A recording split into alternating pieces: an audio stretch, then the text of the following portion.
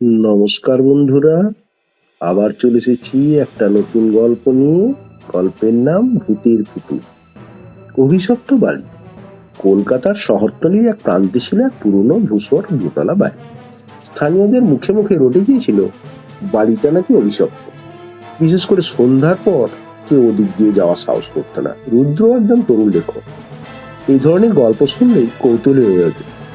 একদিন সে তার বন্ধু অর্ণবের সঙ্গে বাড়িটা দেখতে গেল। বাড়ির সামনে পৌঁছেই কেমন যেন শীতল অনুভূতি হলো তার। বাতাসটা ভারী মনে হচ্ছিল, আর ভেতর থেকে একটা চাপা কান্নার আওয়াজ। শুনলি অর্ণব? ফিসফিস করে বলল রুদ্র। অর্ণব একটু চমকে বলল, কিসের আওয়াজ? কেমন যেন একটা হাসির মতো শোনালো। অর্ণব ভয় পেলেও নিজেকে শক্ত করে বলল, ভেতরে ঢুকবি? রুদ্র হেসে বলল, অবশ্যই, গল্পের জন্য রিসার্চ তো করতেই হবে। দুজনে দরজা ঠেলে ভেতরে ঢুকলো। ঘরগুলোতে ধুলো জমেছিল, মাকড়সার জালে ঢেকে গিয়েছে সব। দেওয়ালে পুরনো ছবি, ম্লান হয়ে যাওয়া রং।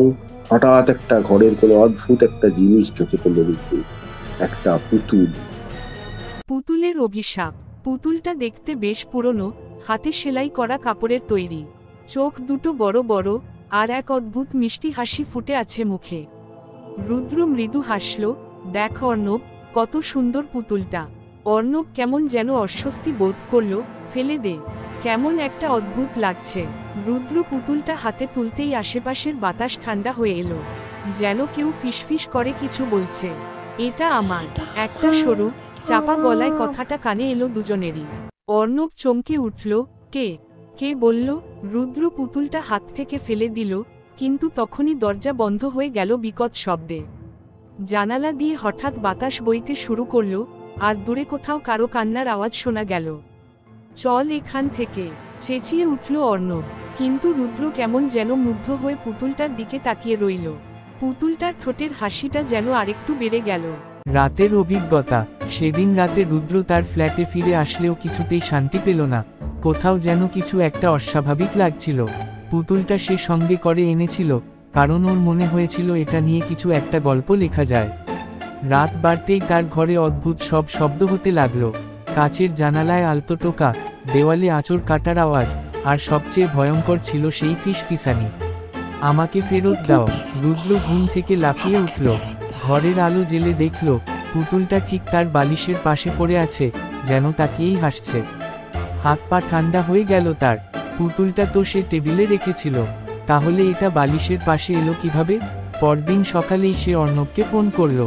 শোন, এই পুতুলটা কেমন যেন অদ্ভুত। অর্ণব বলল, ফেলে দে ওটা। আমি আগেই বলেছিলাম। রুদ্র ভাবল, সত্যিই হয়তো ওটা ফেলে দেওয়া উচিত, কিন্তু কিছু একটা তাকে আটকে রাখছিল। অতীতের রহস্য। পরদিন রুদ্র ঠিক করল এই পুতুলের রহস্য বের করবেই।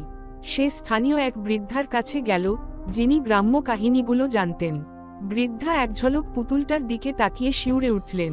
এটা তুমি কোথায় পেলে? কাপা কাপা গলায় বললেন তিনি। ওই পুরনো বাড়িতে, উত্তর দিল রুদ্র।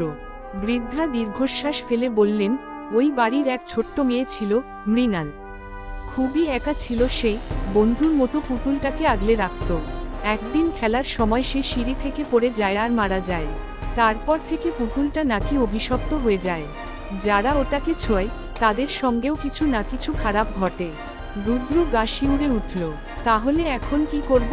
বৃদ্ধা বললেন, পুতুলটাকে ওই বাড়িতেই রেখে এসো, যেখানে এটা ছিল। শেষ রাতের আতঙ্ক রাত্রি নেমে এসেছিল। রুদ্র সিদ্ধান্ত নিয়েছিল পরদিনই পুতুলটাকে ফেরত দেবে, কিন্তু সেই রাতেই ঘটল সবচেয়ে ভয়ঙ্কর ঘটনা। রুদ্র গভীর রাতে হঠাৎ বুঝতে পারল সে যেন কারো উপস্থিতি অনুভব করছে। চোখ মেলে দেখল ঘরের এক কোণে দাঁড়িয়ে আছে এক ছোট্ট মেয়ে, সাদা ফ্রক পরা, চুল এলোমেলো, চোখ দুটো বড় বড়। রুদ্রের দম বন্ধ হয়ে আসছিল। মেয়েটি মৃদু কণ্ঠে বলল, আমার পুতুল ফেরত দাও। রুদ্র দেরি করল না, পুতুলটা তুলে নিয়ে দরজার দিকে দৌড় দিল। মুক্তি। পরদিন সকালেই রুদ্র আর অর্ণব ছুটে গেল সেই পুরনো বাড়িতে। দুজনে মিলে পুতুলটা ঘরের ভেতর রেখে এলো। ঠিক তখনই কেমন যেন একটা ভার হালকা হয়ে গেল চারপাশে। বাতাসটা শান্ত হয়ে এলো, আর কোথাও যেন একটা স্বস্তির শ্বাস ফেলল কেউ। রুদ্র অনুভব করল তার শরীর থেকে সব চাপ যেন কমে গেছে। ওরা বেরিয়ে আসতেই দরজা ধীরে ধীরে আপনা আপনি বন্ধ হয়ে গেল।